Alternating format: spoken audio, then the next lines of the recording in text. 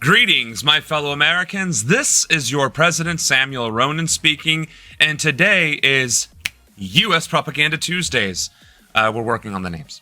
So, today we are going to talk about what the hell has been going on in America since last we spoke, and as you can imagine, there has been a lot. Not only has there been a lot, there's been more shootings, more fatalities. There's been more corruption, more Epstein file shenanigans, and now we're entering into the completely shocking and unbelievable, unpredictable trajectory of election rigging through the use of gerrymandering. So there is quite a lot, and it looks like I just woke up, but I promise I didn't. We are going to get into all of that. There is just so much to cover, and honestly, it's kind of depressing, but also, you know, hey, makes for great content. Anyway, so moving along, we are going to jump right into it. If I could remember my buttons here. Idaho deaths, we got jobs reports, we've got still the jobs reports. We've got the feckless Democrats. Jesus Christ, I forgot about this. 4 of the most prominent Democrats decided to all write books rather than, you know, do their fucking jobs. So there's that. Boeing union strike, which, God, if only every industry would do that. Epstein files, and so much more. So let's just start right at the top, and we will just work our way down.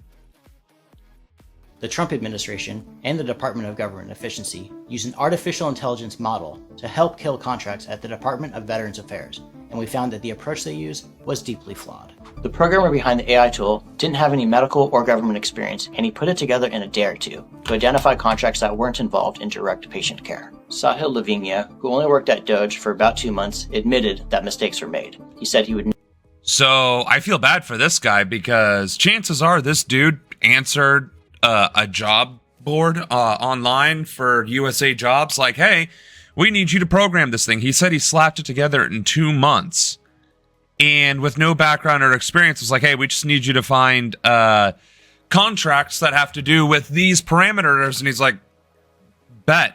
Did that, knocked it up, and now this man is probably never going to be able to get a job again, because everybody's going to view him as public enemy number 1. Never recommend that someone run his code and do what it says. He told us, it's like that Office episode where Steve Carell drives into the lake because Google Maps says drive into the lake. More than 2,000 contracts were flagged as munchable. So I asked Sahil where he got munchable from, because I assumed that he coined it, but he would not take responsibility for coining it. One of the canceled contracts was to maintain a gene sequencing device used to improve cancer treatment, and another was for blood sample analysis supporting clinical and medical trials. We got the code in the prompt. How is that not direct patient care? Again, how is that not direct patient care? I get that he's probably flagging simply the words, because here's the thing, like this right here, this code snippet. All right, we're going to get a little nerdy here for a second, all right? Because I actually do know how to program. I don't necessarily know what this language is, this programming language. It looks like it's Python. Now, Python scripts are used to do data analysis. That is the primary purpose of Python. Python is basically Excel spreadsheets, but on steroids, right? So he's basically importing all these different file types from these different databases and looking for keywords. That's it. And he was told which keywords to do. Like, this is your basic generic. Like, I am fairly certain I could come up with this. You see what I'm saying? Like, this is very simple code. And not 20 seconds ago, the guy himself said, do not use this code. Like, this is not code to be used for this kind of thing. This is code to just kind of get information, because that's what you wanted. You wanted to get the information. But instead, it's being used as the end item, which is not good. Still, it's going to fuck this guy over because he still wrote it and they still used it. Which are instructions telling AI how to find contracts to munch, and ask experts to review them. What they found was troubling. To start, the model was only shown the first few pages from each contract document, about 2,500 words, which, experts said, usually only contained sparse summary information. AI also hallucinated contract values, concluding that more than 1,000 were worth $34 million each, when in fact, some were as little as 35,000. This prompts...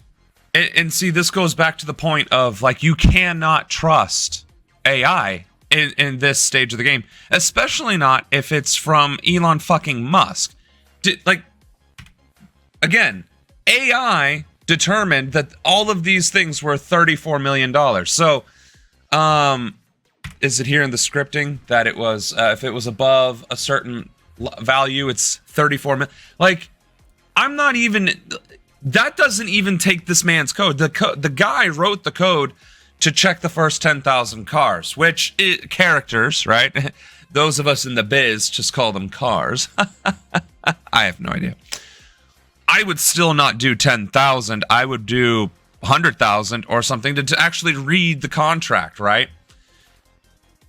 But as you can see, it's token limits. So not only are they using AI, they're not even using the AI. They're using the AI that you and I have to pay for in order to use. Meaning, Doge cost the government money to use the AI Doge was using and creating. And then that AI wasn't even capable of doing the task because it was literally a commercial grade, user grade AI model. Now, I'm not going to sit here and lie to you and say that I've never played around in ChatGPT. I have. 100% I did. 100% I did before I realized how absolutely dog shit bad it was for both society and the environment. Also, the results left significantly much to be desired. And proof is in the pudding right here. You cannot... This would be the... I mean... I've written Excel spreadsheets. I've written in VBA script. I've written macros. I've written C# scripts and created a whole game from Esoterra. Please go to the website. Check it out. And I can tell you right now, that is not, like, even writing that code where you're writing the logic is still nowhere close to being enough to being able to actually analyze text data, because these AIs are going to be using whatever their token is to read the first 1,000 characters, which is 2,500 words, because one word is 5 characters in programming. They're going to do the token, which is probably like 100 tokens per word or up to a certain amount of words. Like, because honestly, I haven't used it in a while. So, how are tokens calculated for AI usage? So here we go. Helpful rules of thumb. 1 token equals 4 characters. 1 token equals 3/4 of a word. 100 tokens equals 75 words. Excuse me. 1,500 words is about 2,048 tokens, which, if you know anything about binary, I believe that's, actually, I don't know. 2 times 2 times 2 times 2 times 2, whoops, times, son of a bitch. Stop it. I know that 2 times 0 is 0, you piece of crap. So, 2 to the 3rd, 4th, 5th, 6th, 7th, 8th, 9th, 12th, and then 13th power. So 2 to the 13th power is 2,048, which in binary, or bits divided by 8, is 256 bits of code. Sorry, guys. I did not realize we were going to start off this political-themed stream with amateur programming lessons. My apologies. But you have to truly understand that what we're talking about here is what's being shoved down our throats. It's what people in administration, in law enforcement, at your job are beginning to now utilize to determine the efficacy and value of your job. This right here, this ChatGPT shit, is exactly this. OpenAI, amongst many others, this is their models. 1 token equals 4 characters, right? So there are 256 bits of information, which sounds like not a whole lot, and it isn't. So when you're talking about tokens, right? 2,048 tokens, how much is a token, right? That's the first problem. And then how are the value of tokens determined is the second problem. And if you read, which I will add to the stream because, sorry, everybody who's watching. It says, API usage is priced per token, varying by model and whether tokens are input, output, or cached. And then there's the pricing page for current rates, which is okay, not as expensive as I thought it was going to be. So if you use ChatGPT 4.1, it's $2 per million tokens. Cached input 50 cents per million, and output is $8 per 1 million tokens. So, if it's 2,048 tokens, right, per 2,500 words, and no, per 1,500 words, and this is doing at least 2,500, 1 token per 4 characters approximately, 100 tokens per 75 words. And that's the thing that is annoying too, because it's all this approximation shit. So let's just do it by the characters. So 0.75. So 7,500 tokens, essentially. No, I did that wrong. So. Nope, I did that wrong. Hold on. 1 token equals 3/4 of a word. Why can't I do simple math now? All of a sudden, like my brain just fried on me. So it would be 2,500 words. No, it'd be 2,000 words. And then 1 token is 3/4 of a word. So divide that by 0.75. Jesus, I am so sorry, guys. So that would be 2,667 tokens. Okay? Which, out of 1 million tokens, does not seem like a lot, right? But then, how many times does that fit in? And the answer is 375 times, right? They were going through thousands of contracts, right? Thousands upon thousands of contracts and flagging them based on this. And again, these are approximate. These are approximate ratios. So, well, Sam, that doesn't sound too terribly expensive. $2 per million tokens, 375. They went through a couple thousand. I mean, what is it? $30? Why are you crashing out about $30? Because that $30 was used by a system that doesn't actually, it's an API. An API is not AI language. API, damn, why do I forget what API stands for? Application Programming Interface. Basically, the algorithm. So, it's an algorithm. It's not even AI. It's just an algorithm at this point, which is what we've been trying to say. This is a large language-based model, right? And the problem here with literally all of this is that the model does not have the nuance, nor the ability to understand the context of the contracts. All you're doing is telling chat to read these documents, inputs and then outputs, right? So now you're multiplying this is just at one department. And then it's not even flagging because your prompt was value anything over $35,000 as something egregiously excessive, like $34 million, and flag it for removal. So now they have flagged probably tens of thousands of dollars worth of programs that need to be reviewed but are ultimately just disregarded altogether. So that's a huge fucking problem. That is a huge problem. This is not the solution to the problem that is government waste and spending. So we'll let this one go because I think I dove way deeper into this than I should have, to be honest. Well, Sam, it doesn't sound like it was too wasteful and expensive. You're right. This stuff has gotten significantly cheaper. I remembered that it was way more expensive in the past. My fault, mea culpa.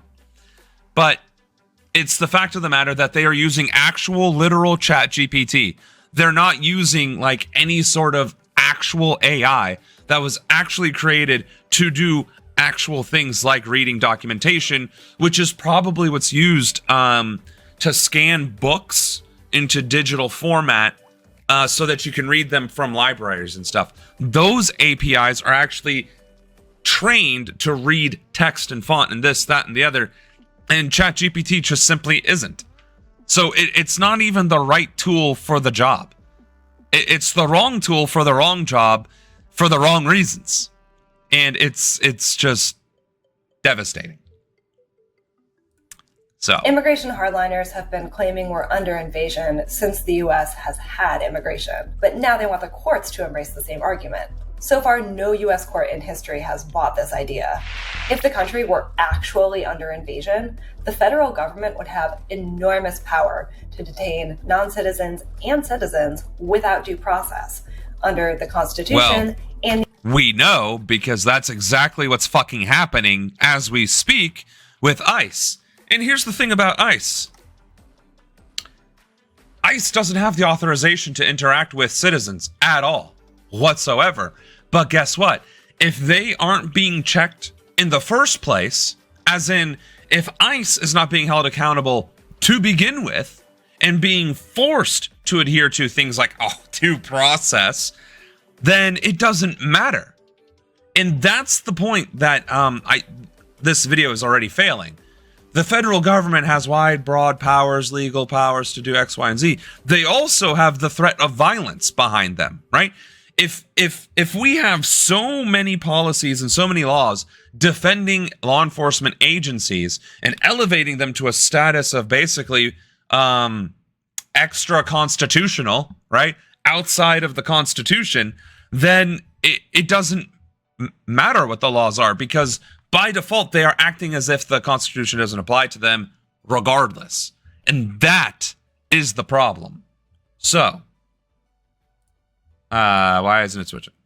The Trump administration's legal battle to cast immigration as an invasion. Oh, okay, so this is still hashing out the Alien Enemies Act, which I thought that was pretty much laid to rest, but it ordered the Department of Homeland Security to expand deportations without hearings and limit humanitarian parole. And it was his reason for invoking the Alien Enemies Act, an 18th century wartime law, to deport about 140 Venezuelans that he says are members of the gang Tren de Aragua. They were sent to El Salvador with no due process. A lot of this is being challenged in court. 4 federal judges, including one Trump appointee, have said the situation Trump is describing fails to meet the definition of an invasion. Immigrants aren't waging war or operating under orders. Jesus fucking Christ. Look at what the Hill said. That's an insane statement. That is an insane statement. That's... wow. Trump appointed federal judge blocks use of Alien Enemies Act for Venezuelans. And in one day, 2 separate judges ruled that Trump improperly used the Century Wartime Act against gang. That's nuts. But it's also on the nose because a bunch of Nazis are in this administration, and Stephen Miller is the Himmler of modern America.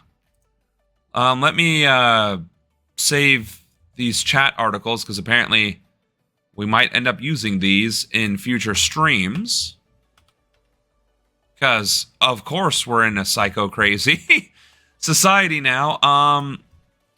Who was the minister of the SS in Nazi Germany? Himmler. I was right. Imagine that. It's kind of crazy how not well-versed I am on Nazi leadership, but I'm becoming more and more versed on it, not because of any sort of interest in World War II, but because our country is emulating Nazi Germany. Oh, sure, let's deport anybody from there we feel is connected to them without any proof. I mean, it's not like they got it wrong before, putting the CP5 to death for being guilty when they're not, deporting U.S. citizens. Exactly. I mean, you're absolutely right, pop culture. And America has such a great track record of treating minority groups fairly under the criminal justice system, right? Surely the average incarceration rate of people of color is exactly the same proportionately to the incarceration rates of white people. Surely that's the case in America, land of the free, the melting pot country of the world. Impeach him is actually the best outcome he can hope for at this point. And he better hope that he continues to try and rig elections, because when we assume power, whether as congressmen and then moving on to the presidency or straight into the presidency, the least of his worries will be if he is impeached. The main reason they won't impeach him is because Congress is still loyal to him, which is true. It is deteriorating slightly, but he has such a stranglehold on the party that it's kind of difficult to really get in there. Unironically, though, there really might be a saving grace from of all people within the Republican Party. Marjorie Taylor Greene, she very well might be the saving grace of the Republican Party, because she is splintering away from the MAGA movement and the hero worship and the idol worship of Trump. She's actually trying to create the schism. Now, is she believable? No. Is she trustworthy? Absolutely not. Is she someone whom others will follow? Ha! No. There's not a chance in hell. However, she does have enough recognition within the MAGA community that it will make some people think. Now, what would help that cause through, it's not allying with her, but adding on to her argument. And what better person to do that than a white male veteran in Central Ohio who has always portrayed themselves as an Eisenhower Republican or FDR Democrat. I feel like there's some opportunity here now that there is at least a chink in the armor, a little crack forming in the hegemony, the titan that is MAGA, this movement. I think there's opportunity now. And from all places, it's coming from Marjorie Taylor Greene. I am as shocked as anybody else to say those words out loud. Trust me. It's nauseating to see these idiots stand by him, applaud him when he announces anything. This executive order for the 2028 Olympics has Red Vice applauding along with others. The thing is, they're not gonna hold the Olympics in America. They're already moving the World Cup to Canada or Mexico. So, I mean, trying to do an executive order for anything to do with the Olympics, there's no way in hell. There is no way in hell. The Olympics committee would be fucking stupid to hold the Olympics anywhere in America. Anywhere in America. I don't know how she caught the thinking bug, but I think it wears off in time. And it may very well. So the hope is that we can capitalize on those words and be like, listen, we are not fans of Marjorie Taylor Greene.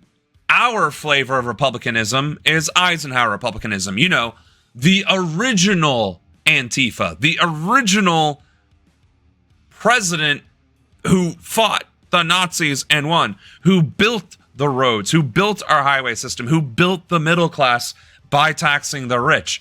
MTG has some valid points to make. We shouldn't hero worship. We shouldn't be afraid of any leaders.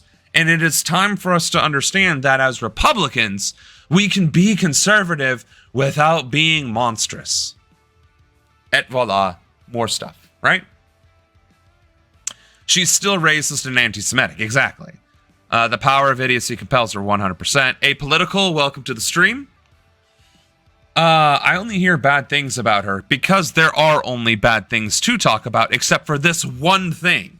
This one thing, which might be the thing, that tiny little hairline fracture, that nanometer sliver in the MAGA armor.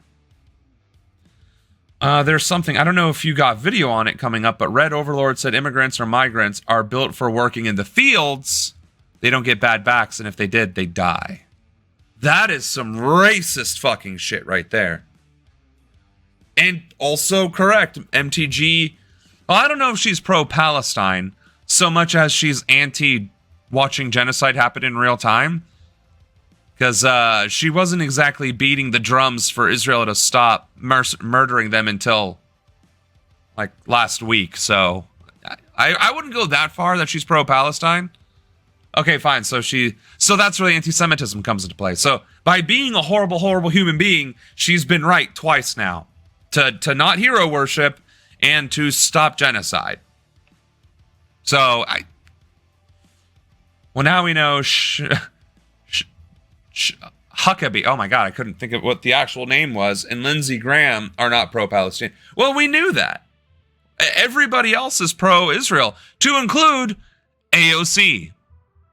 And we talked about that too. AOC changed her vote from no to present, which, again, if you can just change your vote, then why wouldn't you just change your vote on, I don't know, like the big beautiful bill? Any of the other attempts at sending Israel money? Any of the other laws that have been passed that are egregious and detrimental to the American people? Like, if you can just change your mind, then why aren't we? That's a great question to be asking them every single fucking day outside of their offices every single fucking day. So, do we have that on here, Anna? I don't think I saw that. If you want to add it, or if you can find it in the meantime, we will go ahead and discuss that. People have warned for ages that Idaho is one of the best places to get away with murder. Sorry to make you think of who I'm talking about, but I'm not going to stop calling Huckabee Schmuckabee. No, that's fair. I get that. I hope it's only my experience, but since when are there so many open Nazis online? Straight up Holocaust denial saying Hitler was based. Not even on Twitter, on YouTube, TikTok, Facebook even. I'm concerned. No, yeah. Nazis have been unequivocally the bad guys and unspeakable evil up until 2 years ago when Trump, actually, honestly, since the first Trump administration, let's be honest, since about 10 years ago, Nazis were reviled universally, just without question or doubt. They were societally driven from espousing their hate. And now all of a sudden, well, we have to give both sides a platform. No, the fuck we don't, when one of the sides are Nazis. We had a war about this, a world war. Everybody got involved, and we all agreed Nazis don't have a platform. So why the fuck are we humoring it now? And the crazy, the scary part is when these conversations are happening in Germany from the AfD. Like, that's not good. That's some scary fucking shit. Yeah, it's bad enough that it's happening in America, but it's happening in Germany. That's the last place it should be happening. It shouldn't be possible to happen there, and yet it is. Thank you, Anna.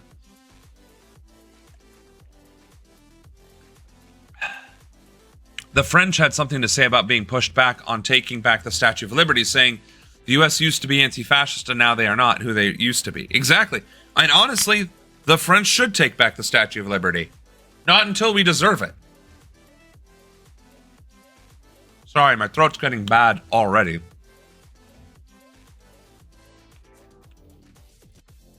Our investigation into All right, I can barely hear this. digs into whether or not that's Oh, wow.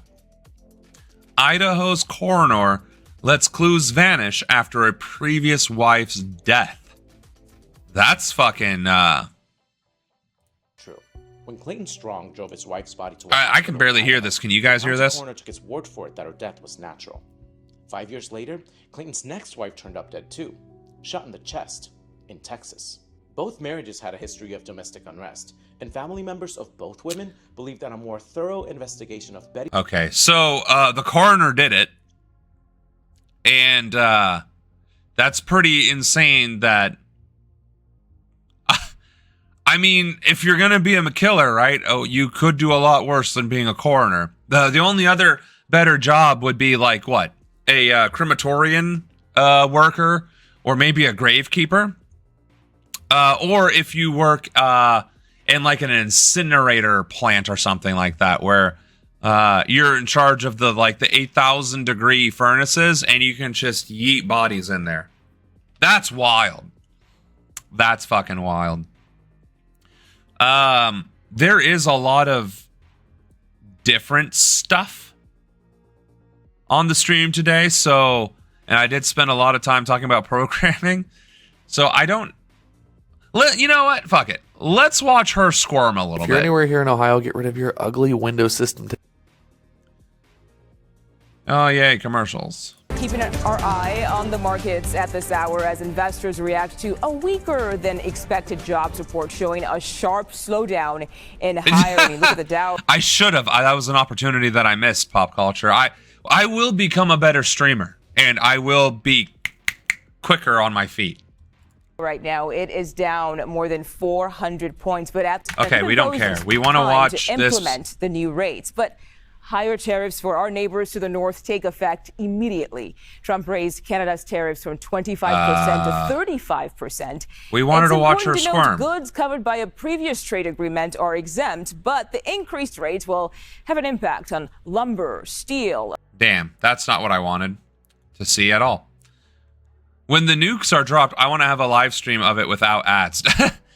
Well, I'm not giving YouTube any fucking money if I'm about to die. You think I'm going to pay them on the moment of my death? They can get fucked. They're the reason why the nukes are dropping. Did you see the defenders of the shrinking trade deficit? There was a drop in 1 month and they think his policies are working. Well, that's the thing. There isn't a drop in the trade deficit. There's just less trade happening with America. That's not a good thing. That's a really bad thing. And we are going to start feeling that pain in the coming months. So, yeah. So evidently this video is just 11 minutes of highlighting how these tariffs are still occurring and, you know, what those impacts are. And I guess that's the primary thing is, and then the jobs reports, where the job reports, which was adjusted to show real numbers, was significantly lower than what was anticipated. And he ended up firing the guy. The jobs report was released this morning for the month of July, and the results were bad. I mean, it was worse than bad. It was terrible. Not only did the results come in below expectations, but the report says that they overcalculated the amount of jobs that were created in May and June by 258,000 jobs. Not that this is good. This is like Schadenfreude, right? People are suffering. This administration is struggling. And we have to laugh because it's like, we fucking told you so. Here we go. Samuel Ronan, President of the United States, Jobs Program. We, the people of these United States, shall develop a transcontinental high-speed rail system for both industrial use and personal passenger use. And those two rail systems shall be separate, but be built either in parallel or in sort of a conjuncted network. Do you have any fucking idea how many permanent jobs that would create? Permanent jobs. Permanent jobs, and we'd have high-speed rail. Second economic boon for jobs creation. The full fiberization of the entire continental United States, Alaska, and Hawaii. That, too, would create thousands of permanent jobs and make everybody's life that much better.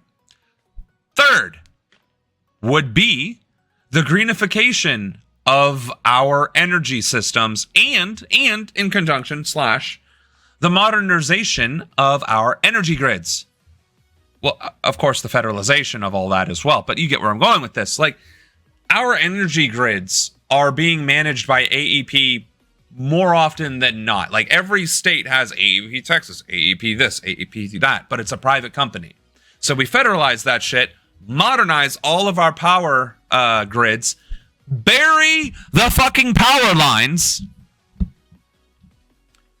or, hear me out, solar fucking roadways, either which way, greenify everything by, I don't know, mandatory solar panels on all fucking roofs and for industries and residential properties. And then where possible, yes, start investing in solar freaking roadways, and then just start in like Route 66 in the middle of fucking nowhere so we can test the technology out better. Again, do you know how many fucking jobs that would create? Permanent jobs. Yes, in the interim, it would be like times 10, times 5 of the permanent jobs that be created because of all the manufacturing and all the construction and all of the labor involved. Yes, 100%. But after the fact, those roads still would need to be maintained. Those grids would still need to be maintained. Those networks would still need to be maintained. The rail systems would still need to be maintained. You would have to create train stations, which would become the new shopping malls. So the same way malls existed in the 80s and the 90s, those would be now transferred into train stations. It would revitalize smaller communities.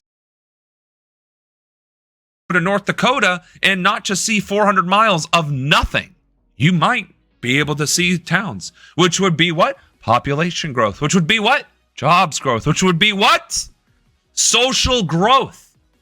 Well, what about babies? Great. Not that it has anything to do with jobs, but if you integrate all of these economic reforms and these big projects to build our infrastructure, you further implement labor reforms and integrate straight up benefits for parents, which is also on the website, by the way. Everything that I just said is literally on the website. www.samronan.com. We've got America Works is one of them. And what else is another one? Labor reforms is, I believe, the other one that I specifically would want to shout out in this case. HIJKL.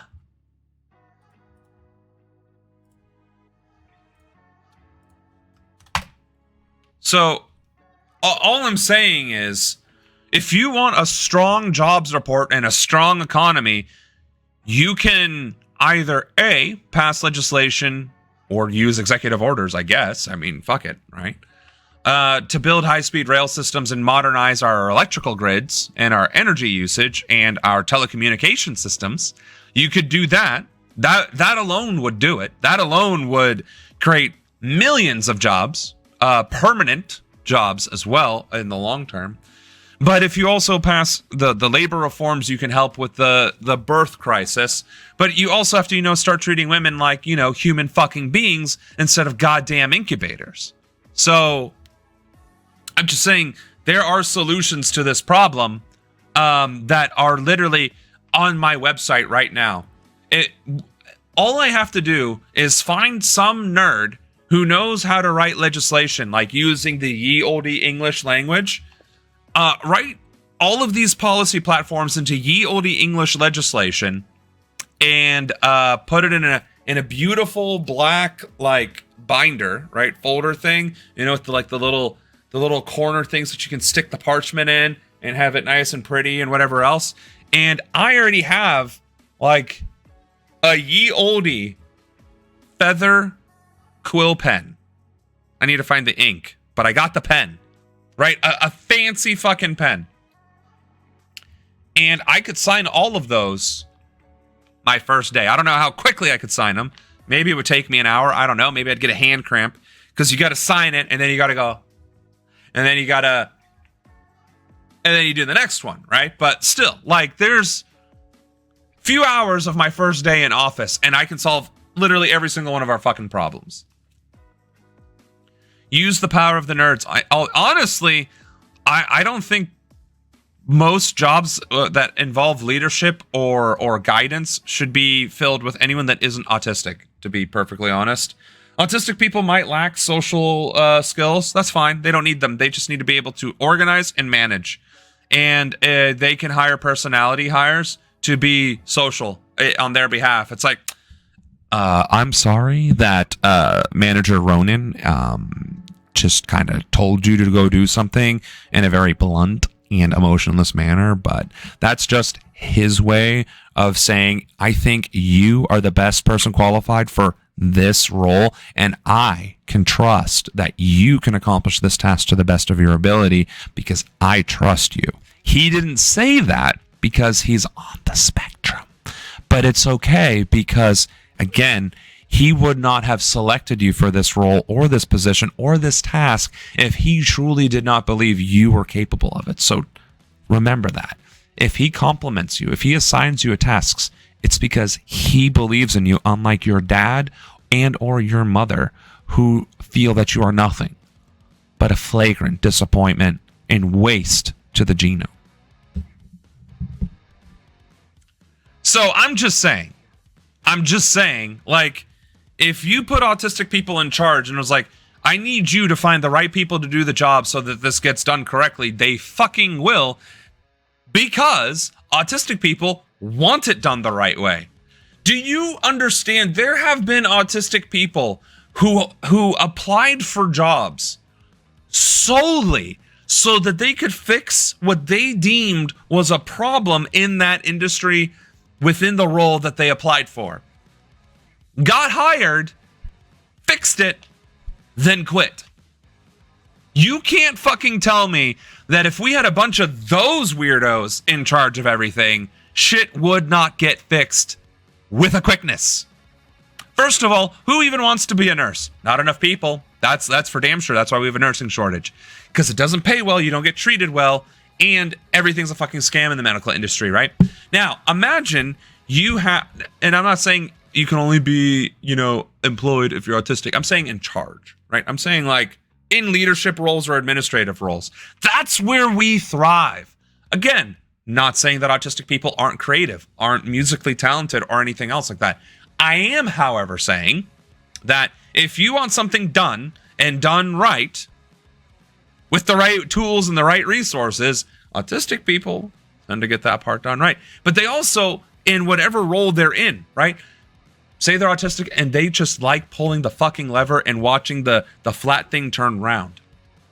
You can take that flat thing turning round to the fucking bank, right? Put them into leadership positions. It doesn't have to be CEO or manager.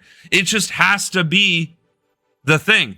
You can put visionaries. You can put ADHD people as CEOs, right? Because they're like, this is what we're currently doing, but you know what would be great if we tried doing this? And then the autistic person on the board would be like, we could do that, but it would take X, Y, and Z. And then the ADHD person who wasn't paying attention would be like, oh, I'm sorry, can you say that again? And the autistic person would be happy to because it's their fucking fixation.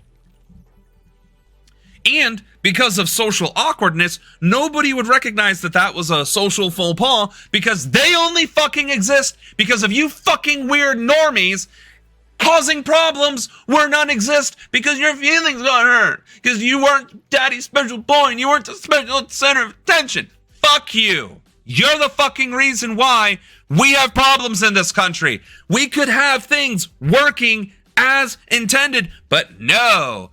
Special princess girl over here, special princess boy over here. It's like, well, I got a trophy in the 6th grade saying I was a special boy, and now you have to listen to me. Also, my dad's the CEO, so, like, we need to get rid of nepotism. We need to get rid of normies, because they're not normal. And, well, okay, we don't need to get rid of them. I'm saying we need to adjust. Am I crashing out right now? I think I'm crashing out right now. I'm sorry. I have strong opinions on this, seeing as how I'm on the spectrum. Oh, sure. Put all the autistic people in charge because you're autistic.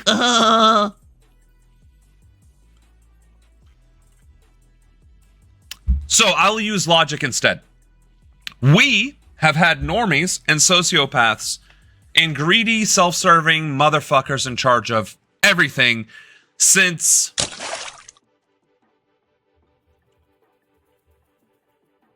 civilization was created, right? So maybe we let the fucking weirdos, have a shot at it. Let's let them run wild for a second.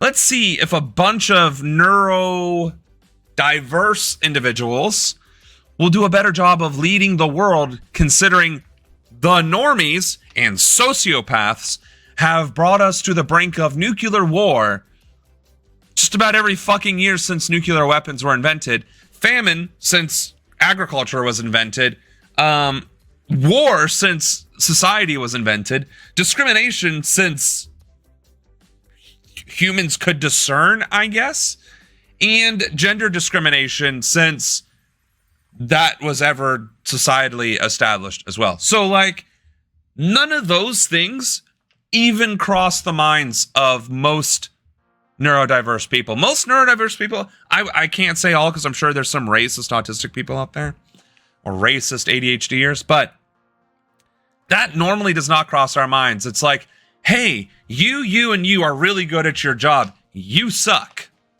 Well, I'm white. Why did you only let the 3 women that were black do the job? I'm sorry, what? Did you not see their work? Did you not see their credentials? Did you even bother? Like, this isn't a conversation. Apples to apples, they are better than you. Like, step up, bro. Like, apples to apples, they are better than you. And I didn't even realize they were black women until you mentioned it, because I was only looking at their papers. I don't even have their pictures in front of me. I didn't even recognize the names. I didn't even look at the names. I just saw credentials and what they've accomplished. And it's fucking amazing.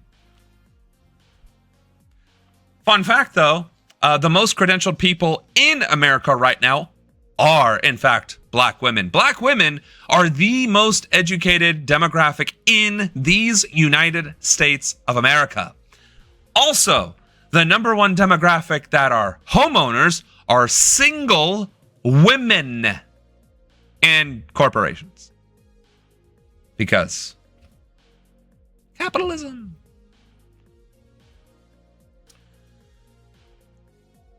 All right. I know you drank, but I meant to do that. Thank you. We can trust the normies anymore. I type so fast my fingers bypass the apostrophe. It's okay. I can't type to save my life. Let them fight wars on the chessboard. Exactly. Autism people have like a 25% of heavenly loving conservatism in my experience, though. See, but that's the thing, because autistic people are very logic driven. And unfortunately, propaganda can be very convincing with their logical arguments. They can be. I'm not saying I'm immune to it. I am also saying that I didn't fall for it. So, yay, me for avoiding that trap. But it's just like most of Western society believing that Hamas is a terrorist organization when the evidence could not be more clear that they are not. Right? So that's all I was getting at. Now, it's like they miss the normal perspective to avoid it. Right? And that's the thing. I'm not saying, like, again, I'm not saying autistic people are perfect. I'm not saying neurodiversity is perfect. What I am saying is that I find it much harder to believe that neurodiverse people are in the wrong when they are direct, to the point, and their manner of thinking allows for progress because it isn't rigid. It isn't limited, right? That is to say, it can't get tunnel visioned. But when you compare a neurodiverse person to a neurotypical, if you challenge the neurotypical's views with logic, with actual facts, they melt down. If you challenge an autistic's strongly held views with logic and examples and data, they're like, well, shit. But I like my fixation. Well, sorry, bub. It's this now. And they're gonna be like, well, great.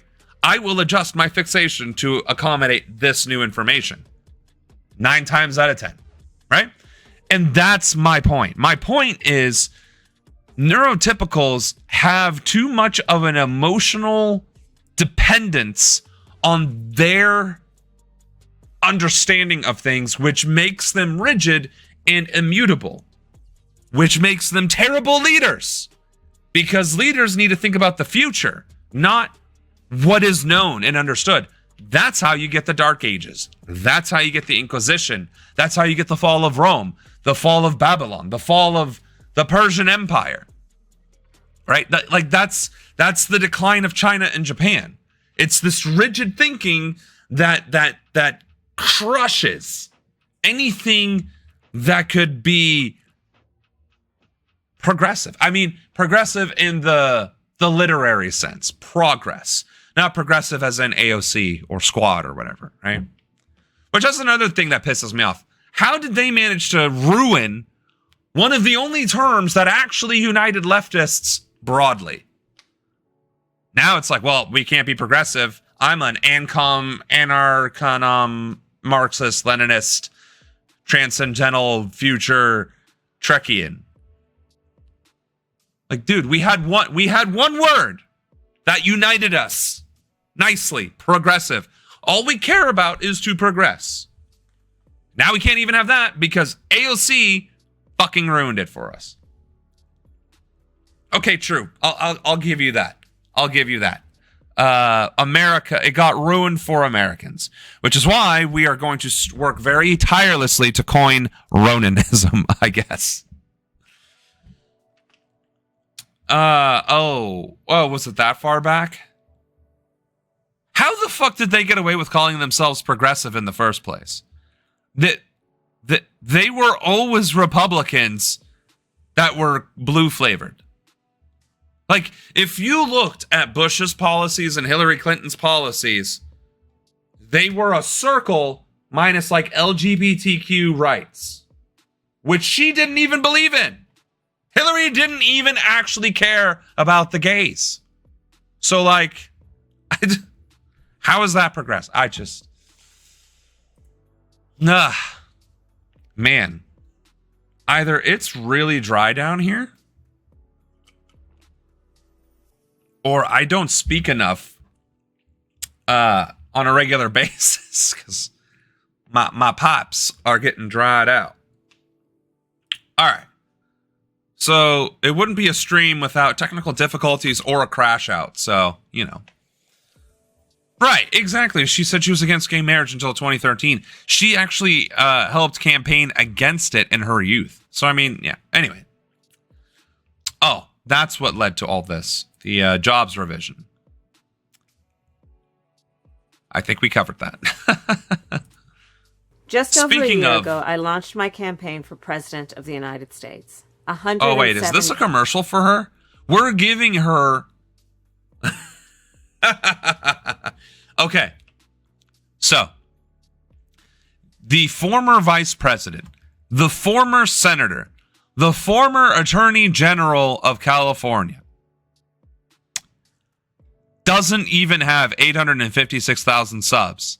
And when she posts a video, she can't even get 100,000 views. Like, if that, and she can't even get 5,000. If that isn't indicative of how vehemently disliked she is as a person, I don't know what to say, because, like, read the room. Nobody cares. And, like, look, even the comments are so empty. And they don't even sound like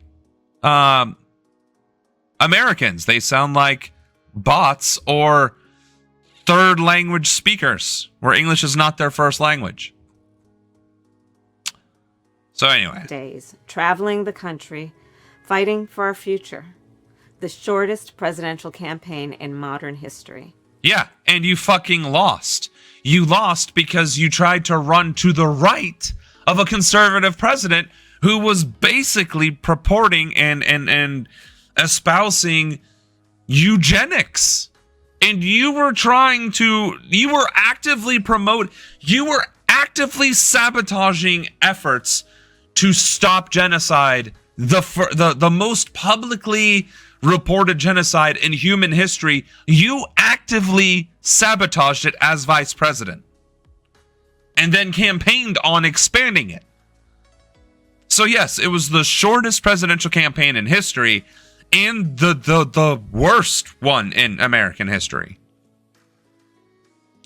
It's like looking at the human form of disappointment. Yeah, I could see that, yeah. What future? Exactly.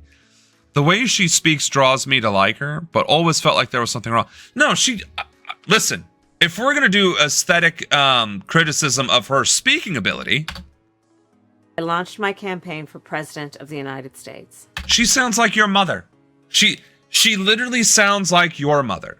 Like, nice, sweet, older woman, refined, trying to give you some good news. Like, sweetheart, I'm proud of you. You did really good at school today. I got your report card. Not a single D, not a single F. And really and truly, you only had one C. You actually raised all of your grades to a B or better when most of your grades were C's and D's. I am so proud of you. Like, I could not be proud. You know what? I'm going to make your favorite dinner tonight. And afterwards, I'm going to take you out for ice cream because you deserve it. Great job, kid. Great job. Kamala absolutely 100% gives those nurturing, loving vibes. But she is an irreconcilable monster. Her values are appalling, insidious, just disgusting. Pro-genocide, wants to be the deportation queen, terrorizing citizens for no other reason than their skin color and country of origin, when we are the melting pot nation of the world. Yeah, female Obama, that's the thing, right? And Obama, what's worse about Obama is he's very charismatic, and it makes you really struggle to hate him because of how this motherfucker has a 20 in charisma. 20. Flat 20. And then he puts on his little suit, has the little gray in his hair, you know, the little smile. Plus 10 right there. Like, the motherfucker gets like a 30 on all of his fucking rolls. Just as a base stat. Plus 7 to everything. Plus 10 to everything. But he's a war criminal. 100% a war criminal. And he is still the president who has deported the most people and was the first president to expand ICE. To expand it. And was the first president to put kids in cages? Yeah. Like, no. If you got an F, she'll send you to Guantanamo to be waterboarded to find out why you couldn't get an A. Oh, wow. Obama could tell me the genocide in Palestine is a good idea, and I would sit there and say based without thinking, because that's how good he was able to sell it. That's true. And that's the problem with propaganda. If you find somebody charismatic enough, they can pull that off, right? If I started turning around and becoming a psychopath MAGA person, you'd probably still follow me. You'd be questioning it, like, did he hit his head? Did he get into a car accident? But I know I have the ability to orate. I know I do. And I could use it for good, or I could use it for evil. And I'm trying my damnedest to use it for good. So, I mean, while the throat still exists, right? In Team Redland, deporting the most should get them giddy, but they demonize that because it was a black man who did it. And we can't like black people if you're conservative. All right, that's enough of that. Oh, this is good. First, we offer overnight boarding. Your cab will stay. Any L's for Tesla is a W for humanity. Tesla to pay out more than $240 million to victims of a deadly autopilot crash. The jury found Tesla partially responsible for the crash. It happened in Florida in 2019. The family of the woman who died... Can you imagine your loved one died 6 years ago, and it took 6 years to litigate a $240 million settlement? And you know Tesla, Elon Musk, everybody involved is going to do their utmost to avoid paying it for as long as possible. Accused the company of exaggerating autopilot's abilities. The jury agreed that the technology failed, but also blamed the driver who was reaching for his phone when the crash happened. Tesla says the verdict is wrong and plans to appeal. Exactly. This is the first jury Which is trial dragging in an it out even autopilot further. crash case, and legal experts expect more lawsuits to follow now. Exactly what I just said was going to happen. All right. Let me understand this one, pop culture. You should have a channel point redemption to remind you to eat a snack because I eat snacks and you already have a reminder to hydrate. Right. But hydration is good because then you don't ruin your throat, right? And you need water, especially when it's hotter climates. But shoving donuts in my mouth, eat, fatty. Oh, that's not good for my throat. I need you to eat, fat man, fat boy. Stuff your face with food, you fat fuck. I don't know how I would feel about that. It's like, I'm eating. I'm there. I'm eating. Look.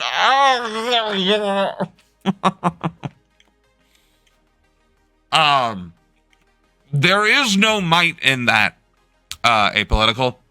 I am 100% a stress eater. I did not know that about myself, but I did very much so realize that, as we started streaming again lately, polishing off a whole can of chips and needing to have that around, or donuts, like, don't get me wrong, I'm also a snacker. I mean, I go to the gym, right? Today was just day. Ew. But I still don't have the body of Chris Hemsworth, right? So I go to the gym, I lift moderately heavy weight, and then I still polish off a third of these donuts. So I'm a bit contradictory. No, Planet Fitness doesn't have a traditional bench press, so I did the free weights. I think I was doing like 35 pounds on my back, like 35-pound barbell weights doing this. And then there was like an incline bench press machine. And then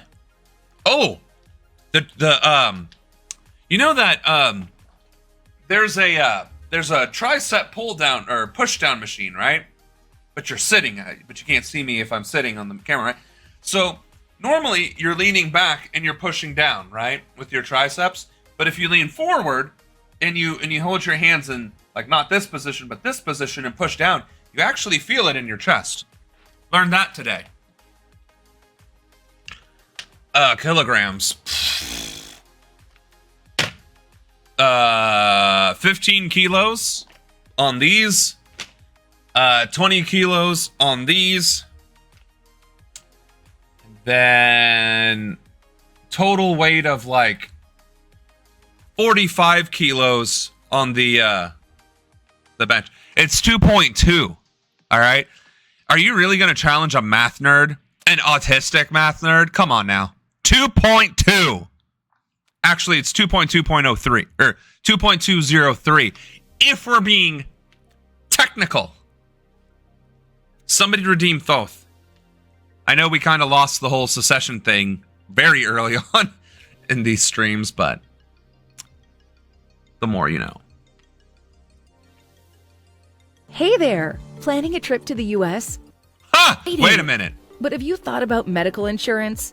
Let's chat about it. Visitors insurance. Okay, that's not where I thought this commercial was going to go.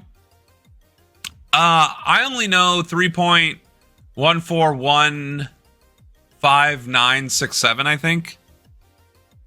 Yeah, I don't know that many digits of pi.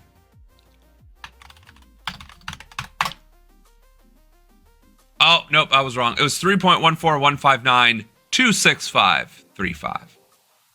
But I remember.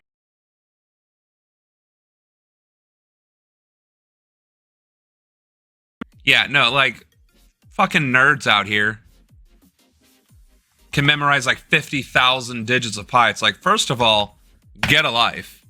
Second of all, I'm hiring you for when I am the president of the United States. You will be in charge of NASA or something within NASA. Oh, I'm enjoying this ad because it said, are you trying to visit to the United States? Are you sure? Do you have health insurance? Because in America, they don't. So, anyway, it was more of like a sarcastic thing. Mea culpa. Boeing workers in our area made a big decision today by Hey, try living here right now, bub. Try living in America right now. It's not any better for those of us that live here. rejecting a revised contract and triggering a strike set to begin at midnight. Union members say the company's offer still falls short, while Boeing says it addressed the main concerns. Fox 2's Caroline Petty is live outside of the Boeing facilities with what is at stake as those picket lines go up. Caroline? Yeah, Mandy, we're actually out here at the union's headquarters in Hazelwood. As you can see, maybe kind of, it's a little dark. There's not much movement out here yet, but at Boeing, we actually saw some trucks putting out some orange cones. We're not sure, it's unconfirmed, if those cones are to maintain order during the strikes, but we know for a fact that the workers are making the message clear that there is no deal. Just about 3,500 Boeing workers. Okay. I have to do a quick follow-up about the kilograms thing. I was wrong. It's 2.205, not 2.203. I wonder why I remembered 3 so adamantly. Like, I distinctly remembered, like, thinking it was odd that it was 2.20 and then an odd number like that. But it was 5. So, either which way, Anna was wrong. First of all, that is important because I was in metrology in the Air Force, and that is what I'm actually trained in the workforce, is how to do the study of weights and measures. And by golly, 2.205 is a significant difference from 2.203. That is a significant difference. In fact, the difference between 3 milligrams or 2 milligrams could be the difference of literally life and death. That could literally kill you if it was medicine. 3 milligrams could fucking kill you. So, no, that is very fucking important, all right? NIST, the National Institute of Standards and Technology, is a big deal. Would I settle for a channel point redemption to eat a Snickers? You wouldn't really have a Snickers, but to remind you to calm down. It's a good one, actually. That is a good one. But we can do snacks. But we should also do one like chill out, bro. Maybe we'll do like ice cubes. All right, so chill out, bro. Maybe a crash out. Ronan's lost it. And then eat a or he's snacking again. By the way, do me a quick favor, everybody who's currently watching. Can you look at your channel points and tell me on average how many you guys have? Like, just type out how many points you guys have for channel point redemption, because I don't want to make them expensive because I want them to be funny and used. But if y'all have like thousands of them things, I'll make them more expensive. All right, so 93. So 100 would actually be too many. Yeah, how many crystals? Yeah, because I call them crystals in this channel. Anna will flex. Yeah, but Anna can't redeem this. She can't redeem this one. Hold on. You know what she can't do? She can't redeem it twice in a row either.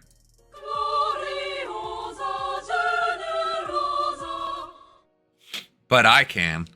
I have bragging rights. Holy shit, Anna, you have 65,000?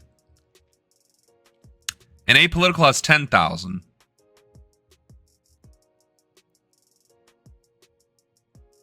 Oh, wait, is that 93,548 or 93.54? No, I guess that would make more sense that it's 93,000. Jesus Christ, pop culture, you can almost redeem that one. The bragging rights, holy crap. That's wild.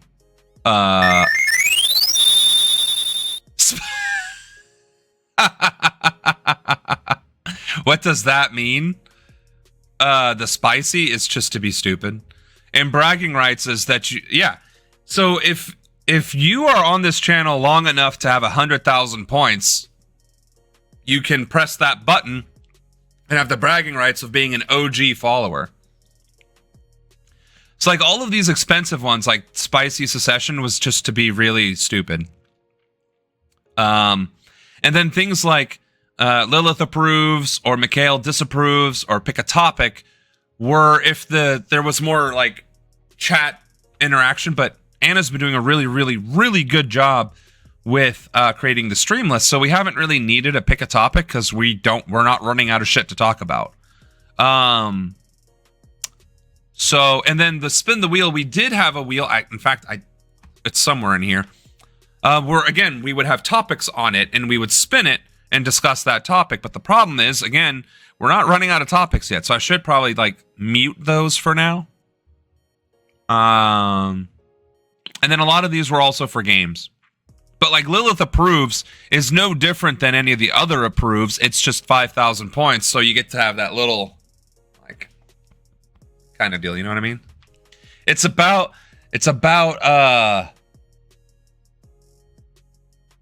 aesthetic or no? Well, bragging rights is the right word, but what's the like the cool kid way of saying that? It's about cred. It's about cred. More Pollock. Sorry. I am, we're back.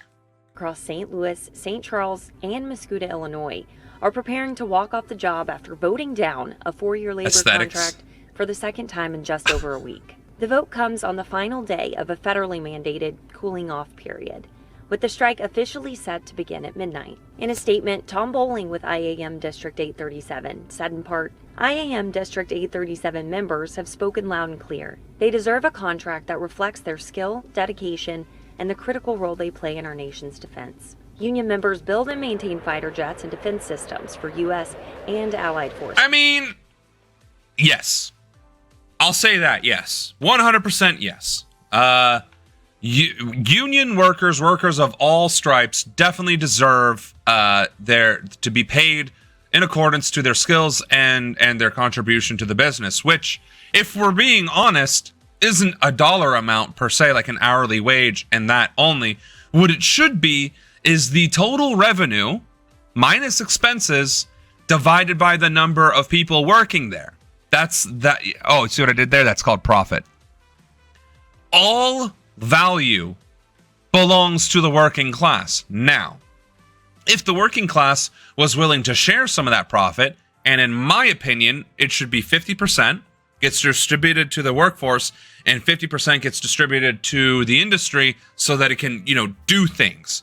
Not stock buybacks, and certainly not $380 million bonuses to the CEO, but like truly reinvestment into the business. Like, I don't know, expanding more manufacturing facilities, better warehouses, better equipment, updated equipment, or straight up giving all the employees another bonus on top of the 50% profits that they just got from doing their work. So the fact that the unions are negotiating for wages and maybe a few benefits, and they aren't demanding 100% of all their profits and moving down from there, is exactly why we have framed labor exactly the wrong way in this country.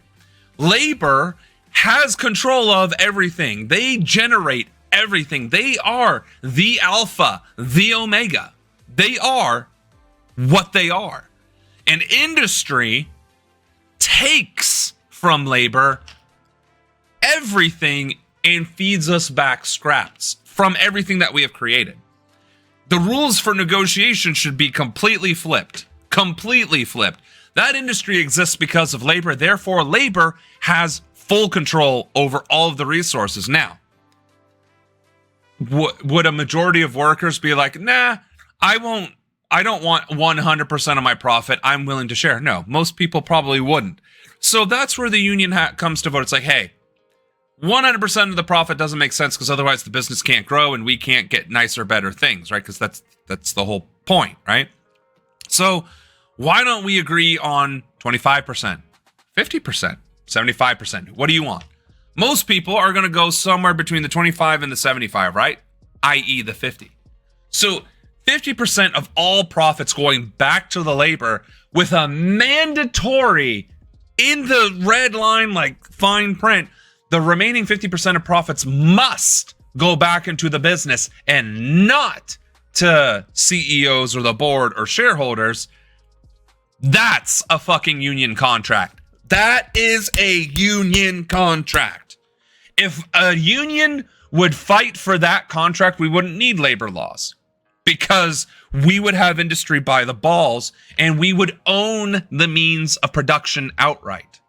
And we would be able to dictate our terms, right? Obviously, you would need labor laws because we're human beings. And then you have shitbags like this administration who just come in and say, well, it wasn't on the books, so we can do whatever we want. It's never been tried before, so we're going to just, it is a law. Well, we're going to ignore it anyway, right? So you obviously want things on paper as for at least a leg to stand on. So anyway, one more way to solve the jobs crisis. God. A political channel. It's President Samuel Ronan channel, so I don't know where this is going. Why my dad dislike union when he works in a factory? Yeah, and that's the propaganda. The generational just propaganda machine.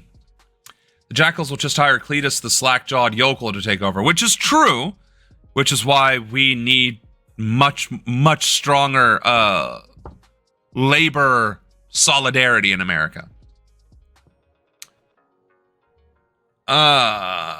He said some factory in the same sector went bankrupt or something because of union. And that's the propaganda. Blame the union, not the leadership. It is more than likely a lie. It's always mismanagement of funds because of greed and corruption. I believe rich people also profit from good wealth distribution.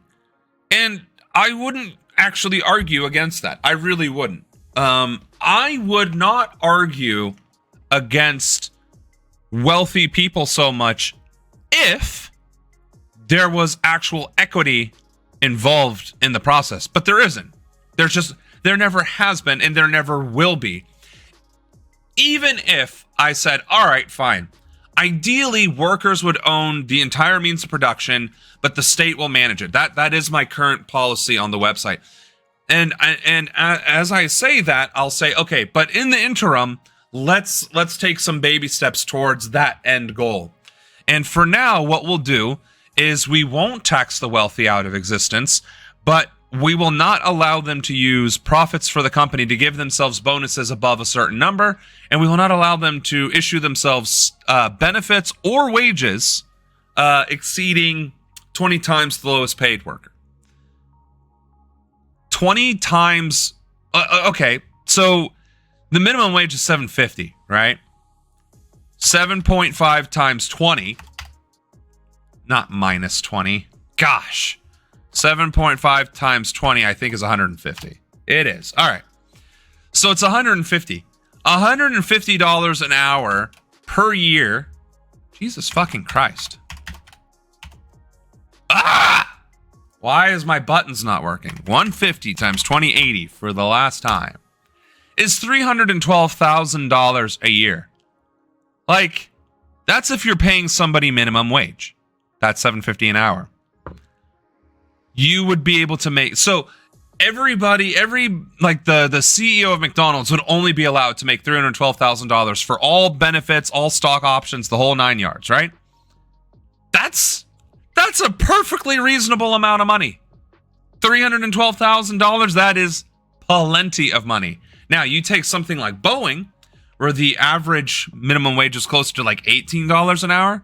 So you do 18 times 20, which should be what, 360? And you times that, it's $748,800. So the CEO of Boeing should be allowed to make about $750,000 of a year.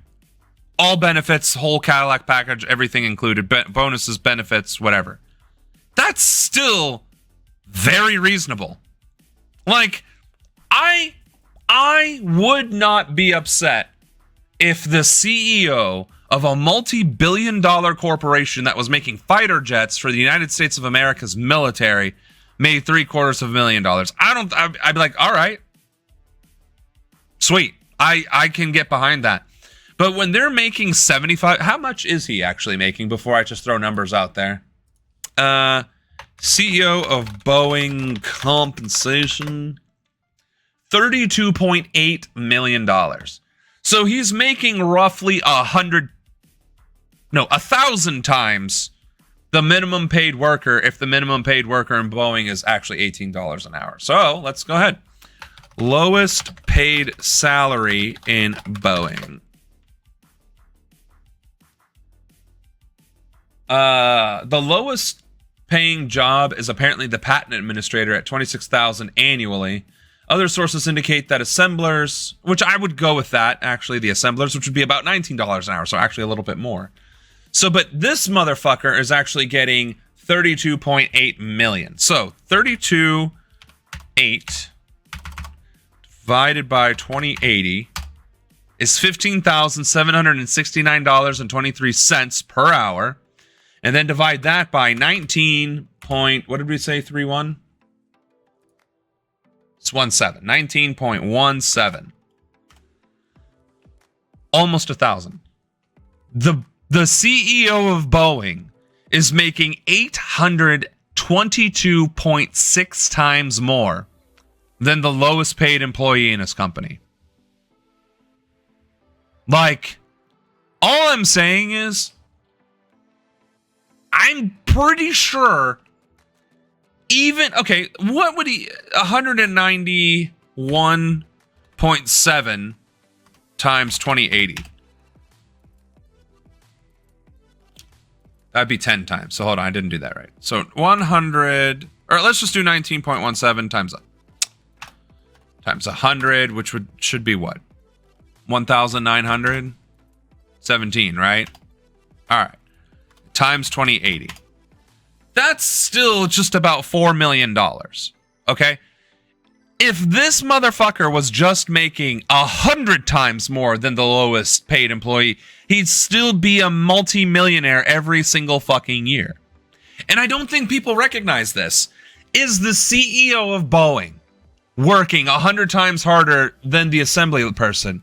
I can tell you, having seen people working an assembly line for Boeing, the answer is, well, actually it was Raytheon, but no. The answer is no. Unequivocally no. Well, they're making a lot of decisions. No, they're fucking not. No, they're not. You want to know how I know they're not making those fucking decisions? Because I am the CEO of Esoterra, which is a game. And you know what those decisions are that a CEO has to make? Sales, production, distribution, marketing. Those are the decisions that a CEO has to make. You want to know how I know that? Because I had to make those fucking decisions. The only other decisions that a CEO could possibly make are direction, right? Like, where's the end game? And then maybe things like design or aesthetic or whatever else. Like, hey, Boeing CEO has to design airplanes for the U.S. Air Force or Marines or whatever. And it needs to be able to do X, Y, and Z because the current ones do X, Y, and G. So he's like, all right, we want to go from G to Z. I'll give the CEO credit. He's going to come up and say, all right, this year we're going to shoot for... Well, that was a bad metaphor. But either way, the CEO's like, we're going to take what we did last time, the 5th generation, and we're going to create 6th generation, and it's going to have this, this, and this. And we're going to have that out in 20 years. I am A-okay with that. That's the role of a CEO. But that's not 100 times more thought or work or activity than the assemblyman. It's just not. It's not. It isn't. Because at the end of the day, it's going to be engineers, physicists, it's going to be contract specialists, it's going to be liaisons between the Department of Defense and the various secretaries of the branches working together to determine needs, determine whatever else. Then there's going to be the prototyping, the manufacturing. It's going to be literally everybody else under the sun doing the work. The CEO just was the ideas guy. And finding the right people and hiring the right people to manage the various sections of those ideas. Right? CEO, I would want to hire somebody to be in charge of marketing, PR, distribution, manufacturing, design, liaison, public relations, testing, manufacturing, distribution, right? Like 10 main guys or gals I would want to hire, and then they would hire their teams, manage those teams, set metrics and whatever else, and those teams would probably start hiring people to do the actual work. So you have like the CEO, the people they hired, and then the department heads from the major elements of the business itself. You have the department heads, and they're the ones that actually get to touch the process that is needing to be touched, whether that's design, distribution, whatever else. So it's not even until that third layer starts that they are even interacting with the actual product or service. And realistically, they're a department head. So all they're doing is reporting up the chain of command. It's probably not until the fourth or fifth layer until any work is actually getting done. And no, the CEO is only responsible for getting the 10 to get the 5 to get the 5 to do the work. So yeah, the CEO might be the top kit and caboodle, but their only responsibility was to find 10 people that didn't suck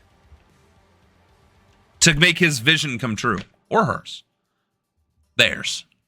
So all I'm saying is, even at 100 times the pay grade of the lowest paid person, $4 million is a lot of fucking money. And that's at 100 times, a 100x. Nobody's working 100x. I wouldn't say that anybody's working 20x either, but given your role and responsibility, we can embellish a little bit that your vision is 20x the vision of the employee at the assembly line. I can give you that. You have 20x more perspective over the overall business. I can get behind that. But 100x, I find that I cannot justify really anything beyond 20x, other than that we're America, and that some places offer over 2,000x of their lowest paid employee. So, and in fact, what is the highest CEO pay to lowest pay ratio?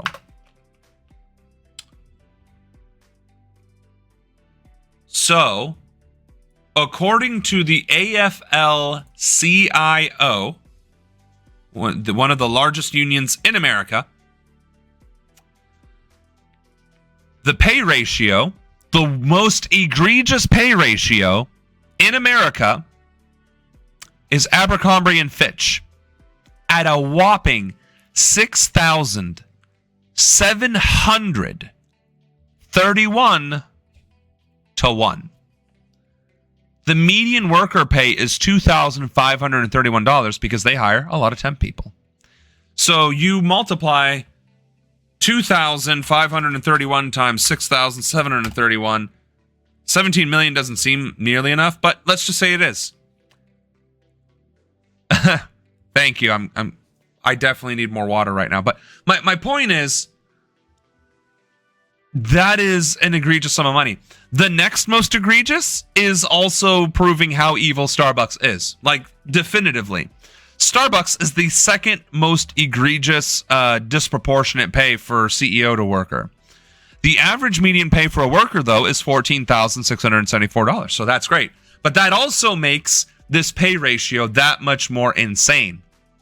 6,660, and I'll let you all guess what that last number is. I promise you're right.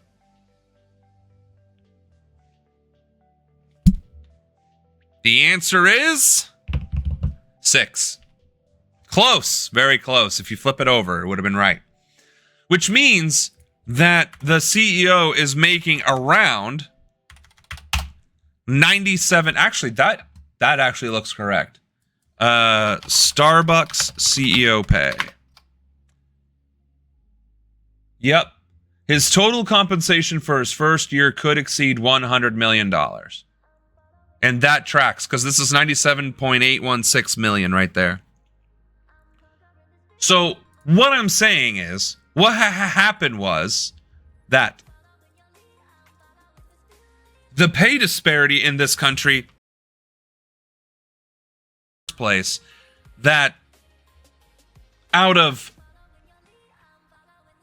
thousands upon thousands of companies, and it looks like 3, 4, 5, 6, 7, 8, 9, 10, 11, 12, 13, 14, 15 times 115. Oh. Is, I guess they did it for 1,700 companies. Out of 1,700 companies that they did, it doesn't even get to double digits until, Jesus Christ. I mean, I'm clicking in, I'm 29 pages in, 33 pages in, 37, 41. And granted, these are the worst discrepancies. So it doesn't get to the double digits until page 55. So what is 55 times 15? 820. There are 825 companies whose pay ratio for CEO to worker is 100 to 1 or more. 825 companies. That's disgusting. That is beyond disgusting. That's reprehensible. That is irreconcilable.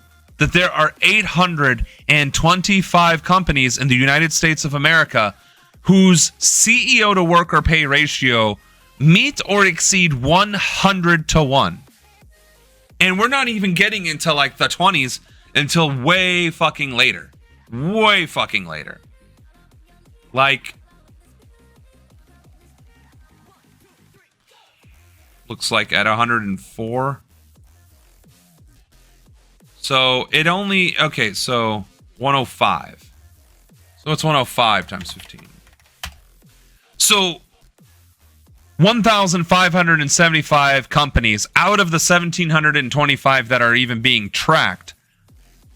I mean, what's the number there? 1,725?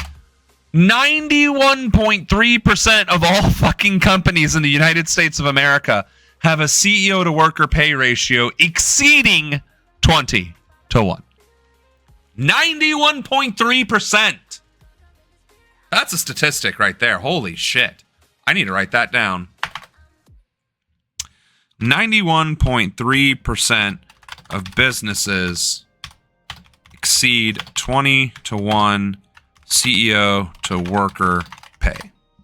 Granted, that's not all businesses in America, right? There aren't just 1,700, but there are out of this list 1,700. And that's just I don't even like that is insane. That is excessive. That is excessive. That's the only word that fits this. It is absolutely unhinged that those are the numbers. So, anyway, that was less of me crashing out and more of going on a tangent. So, that being said, it is 8:30. I'm out of water. So, we are going to go on a quick break. And I will regale you all with some oonce music.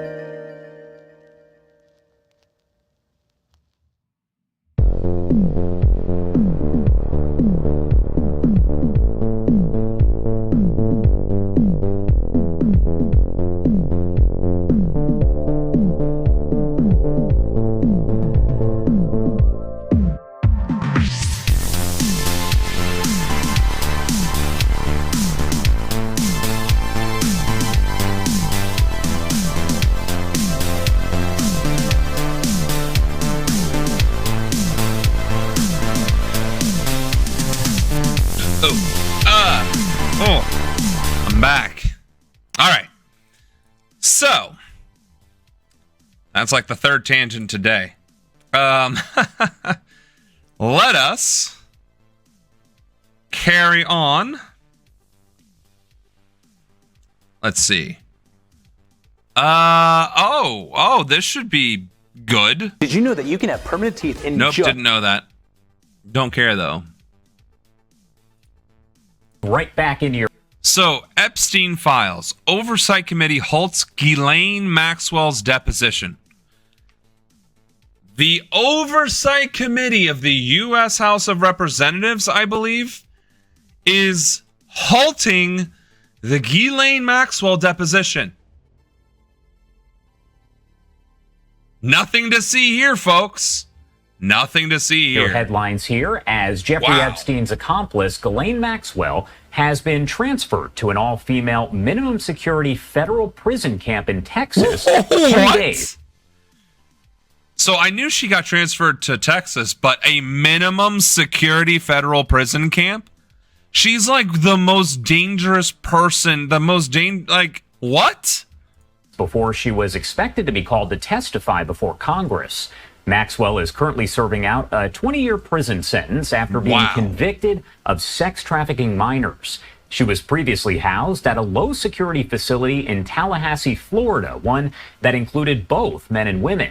That's where just a little more than a week ago, U.S. Deputy Attorney General Todd Blanche interviewed her for several hours over a 2-day period. And she's already getting rewarded? Holy fucking Christ. Like, honestly, I'm shocked that the administration hasn't released, like, even fake CGI alien videos and him talking to them to try and cover this thing up, because this is becoming blatantly obvious that there is some quid pro quo going on right here. Prison officials confirming Maxwell is now in that prison camp in Bryan, Texas, and you see it right there on your screen.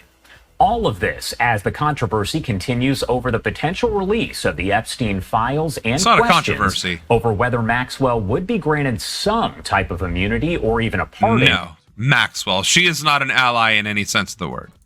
In exchange for...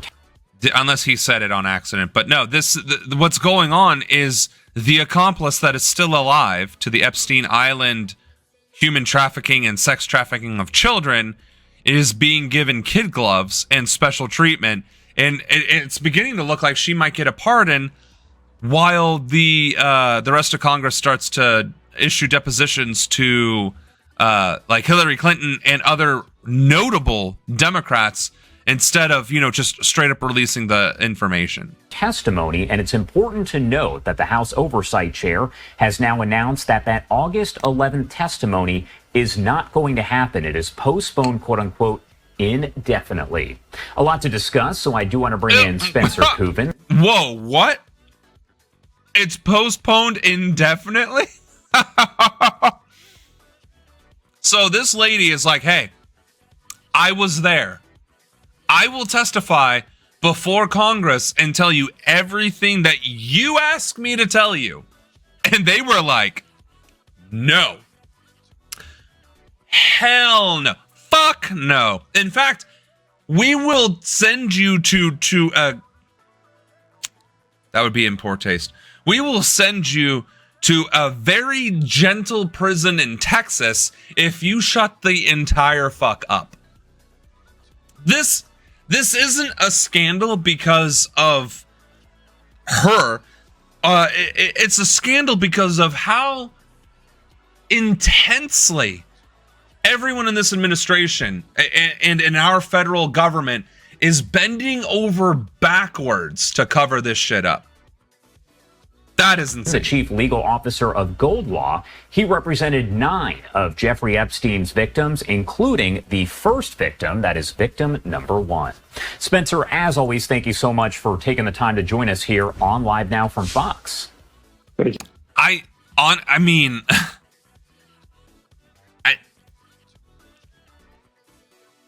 That's a great question. I mean, how do you answer that question? Because on the one hand, it's not a state secret, right? It's not a state secret the state is getting in the way of them being revealed, but that doesn't make it a state secret. A state secret would be like the nuclear launch codes, the JFK assassination information, I don't know, like the blueprints to the White, like those are state secrets, right?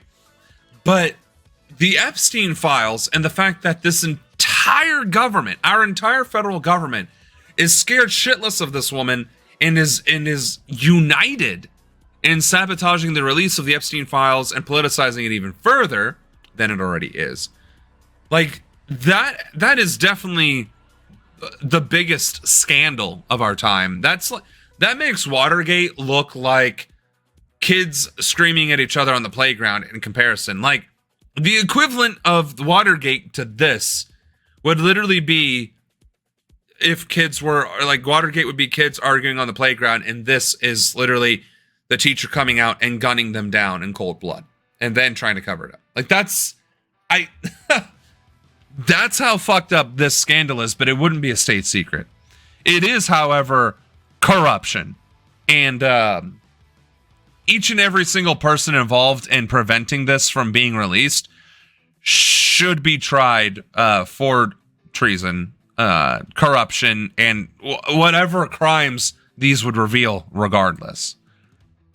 That's insane. Thanks for having me this morning. I appreciate it. Of course. And first off, a lot of people were posting all over social media just yesterday as that announcement was made that Ghislaine Maxwell had been moved from the facility in Florida over to one in Texas. What went through your mind when you first heard that? Well, I'm not surprised. Inmates like this, and I've taken the deposition of numerous sex traffickers that have been in jail. In fact, one just the other week. Dude, that's just fucking disturbing. I'm sorry that that's your life. They are not required to speak with authorities at that point. They can basically tell authorities, forget it. I don't want to talk to you. Go away. So there had to be some kind of a cookie, some kind of a positive there on her behalf that she could negotiate for in order to be able to give that interview. So the likelihood is that this deal about the transfer to a cushier and nicer facility would... That's what I just fucking said. Probably pre-struck even before the interview took place. And it was a quid pro quo. If she talks to the DOJ again, then the DOJ agrees that we'll transfer her to a nicer facility. Now we just need to learn what she said. And what's interesting is we did learn from... No, not interesting. What's disturbing is I am not a lawyer. I am certainly not the guy who defended the Epstein victims. I'm just the guy running for office. And I said all of this verbatim, never having watched this video, about 15 seconds before this guy just fucking said it. That's gnarly. How fucking blatant it is. Quid pro quo. Literally quid pro quo before they even spoke. That's insane. So this is not going to the hedge fund managers or all the Biden voters. This is not going to the Wall Street kingpins. They don't need any of it. This is going to the Trump blue collar voters, the people who Joe Biden crushed, the people who didn't get a raise under Joe Biden for 4 long. Now let's talk about this tariff relief. Let's talk about that. Tariff relief. What are tariffs? Class, what are tariffs? Tariffs are import taxes. That's right, class. Who pays for import taxes? The consumer. Is that true, class? Be honest. The business that's receiving the goods has to pay the import taxes, also known as tariffs, but they then push those costs onto the consumer, so effectively it is, in fact, the consumer who pays them at the end of the day. That's right, class. Tariffs are taxes on goods from foreign countries that our industries pay for and then push that expense onto the consumer because, God forbid, companies have slightly less profit. And again, tariffs are supposed to encourage trade in some ways, and in some manners, but most tariffs usually sit below 5%, and certainly not double-digit percents in most cases.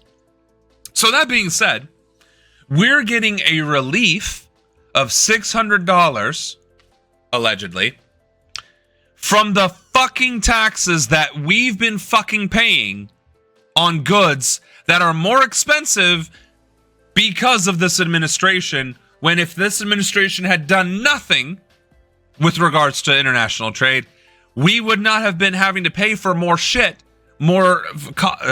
pay more for shit in the first place.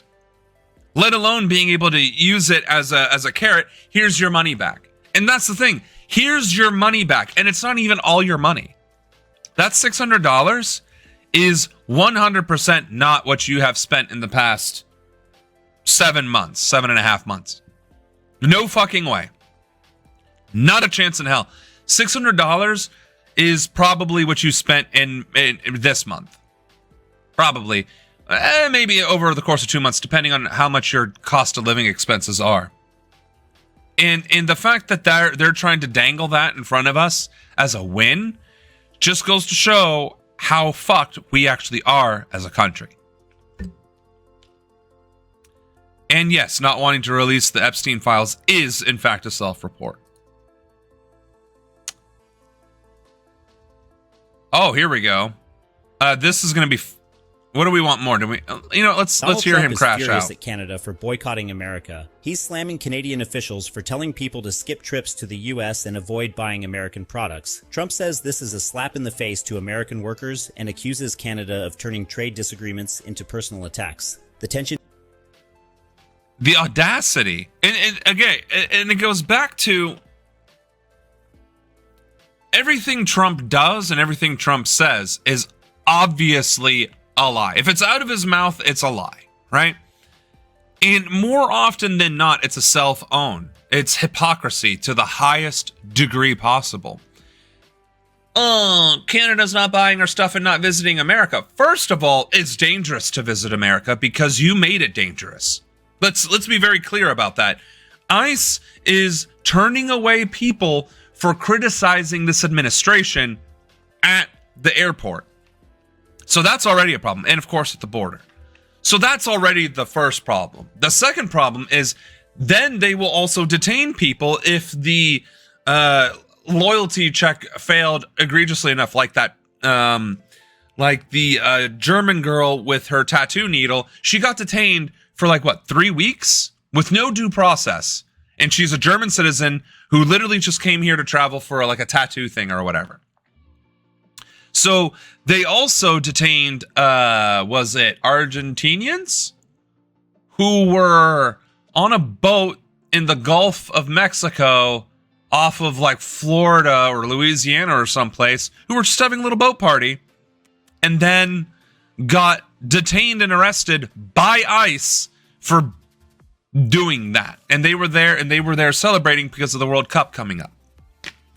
So no, it is 100% dangerous for foreign people to come to this country outright, period, dot, especially if you're brown, end of story. Secondly,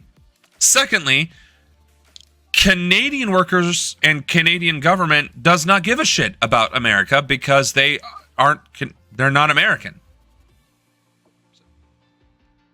And the personal attack part.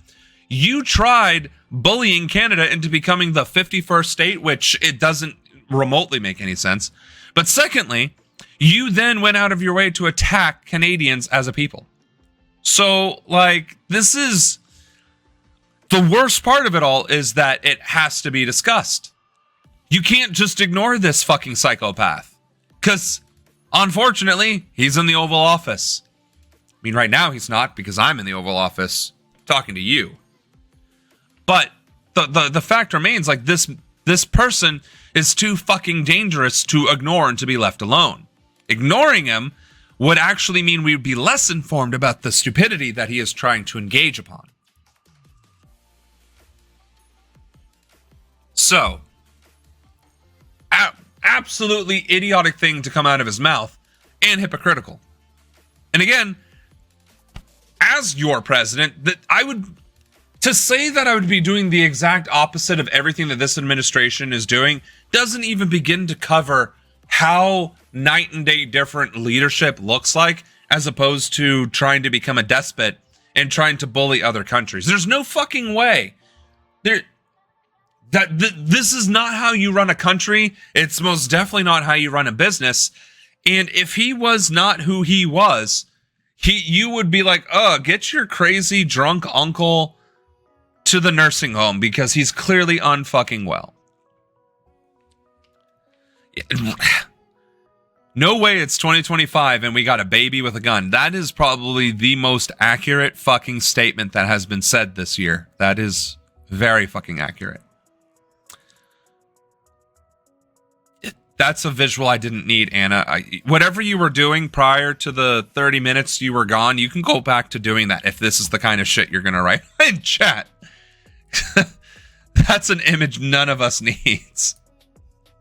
Limu Limo at your service. So after Trump is an absolute fucking moron, he is also causing tourism to drop overall because, again, it's dangerous to fucking come here. Hence... Live in an American tourist hotspot. You might not have noticed it yet, but tourism to the U.S. is on the decline. The U.S. is set to lose $12.5 billion because of it.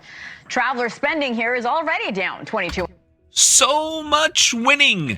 Also, Hawaii is, in fact, celebrating because a lot of the travel to Hawaii and other, like, ludicrously expensive places in America are just done.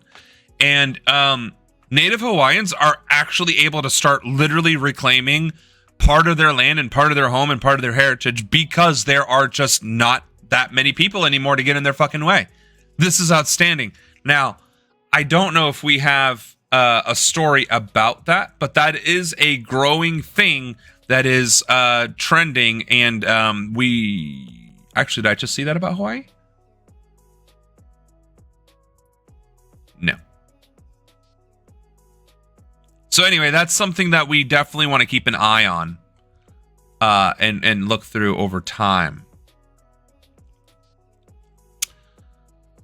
They do it in South Park.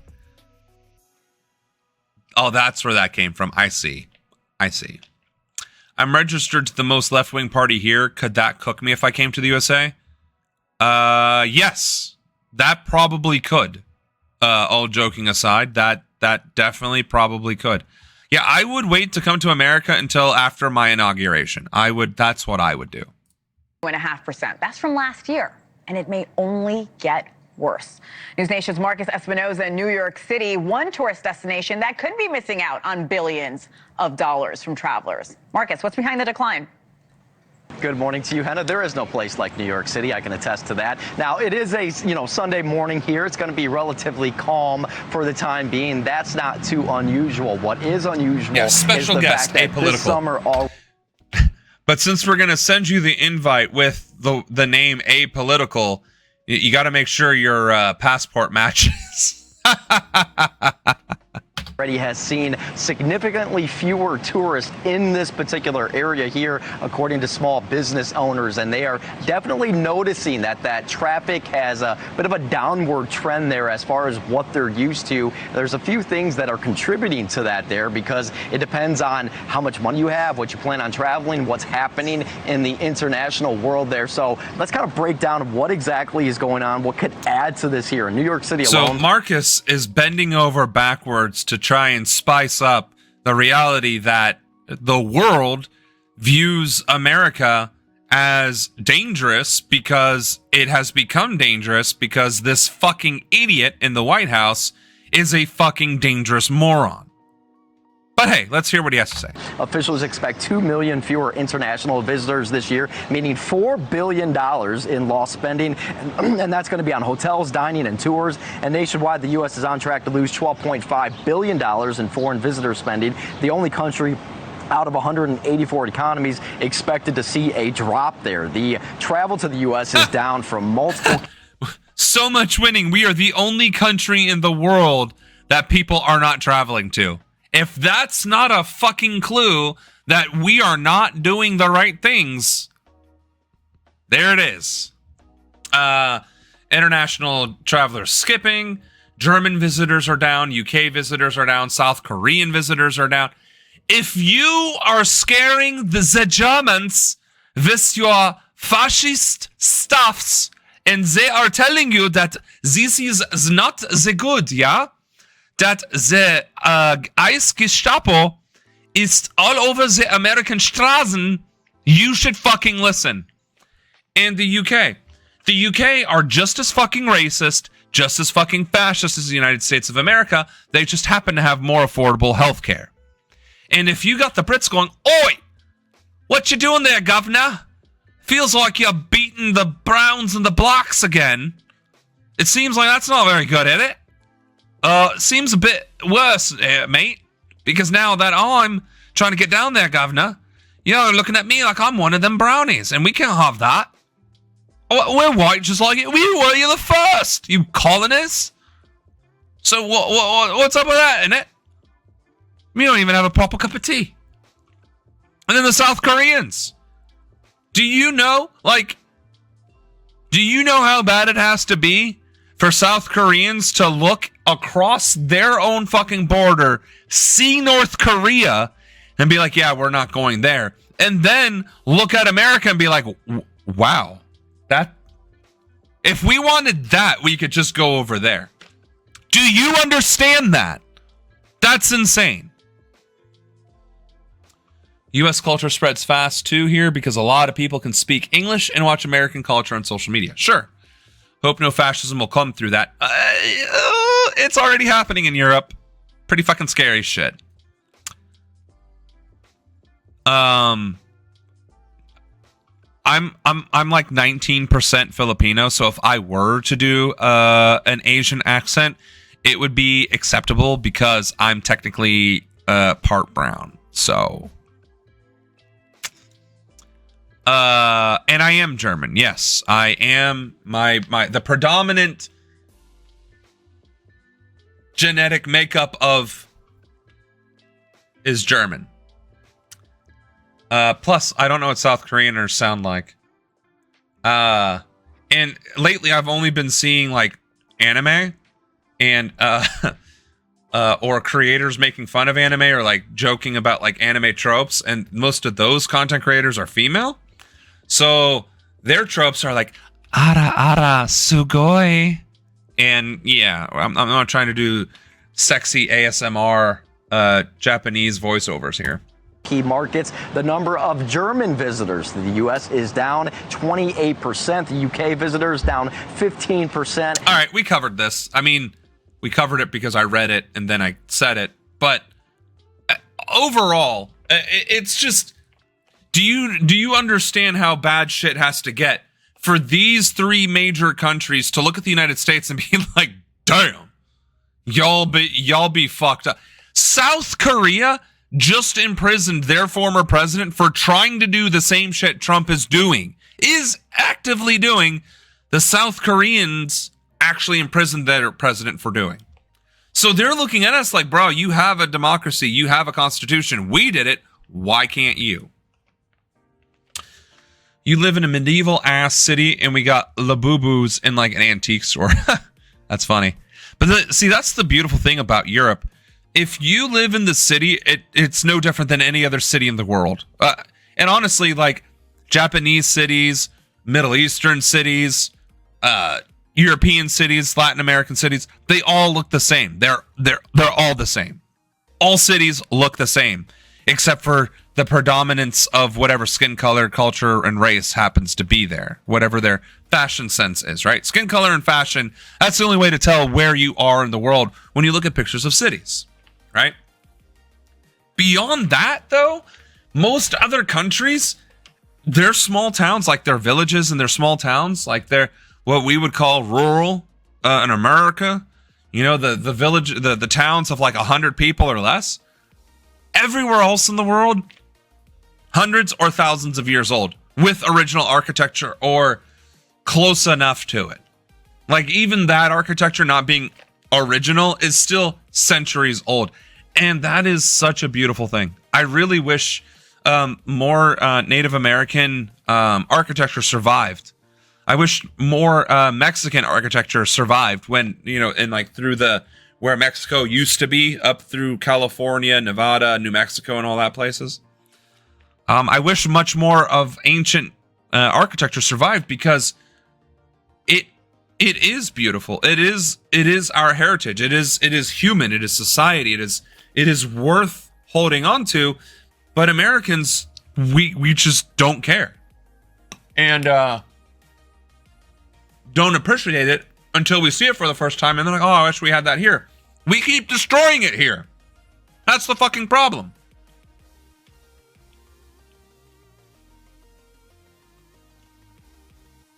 Hold on. What? It costs you $5,000 to $15,000. What? I must have missed that fucking memo.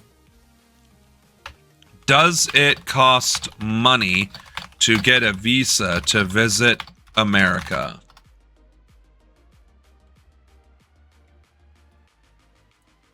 The fuck? So far, the answer is yes, it does cost money. So there's a visa application fee of $185 from the travel.state.gov website. What the fuck? Visitor visas. Yeah, so B1, B2. What the fuck?